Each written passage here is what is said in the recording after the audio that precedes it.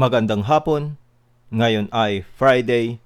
Welcome sa Lotto Result Today PH. Narito ang mga resulta para sa 5 PM draw, April 17, 2026.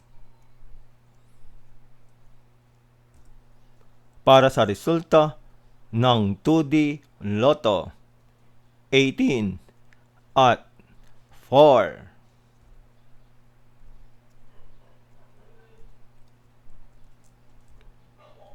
Heto naman ang resulta kaninang 2 PM draw.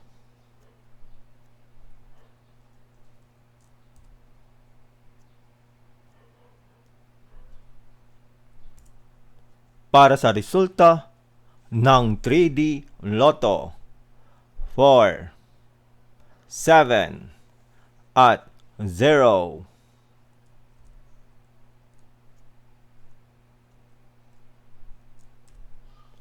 Heto naman ang resulta kaninang 2 PM draw.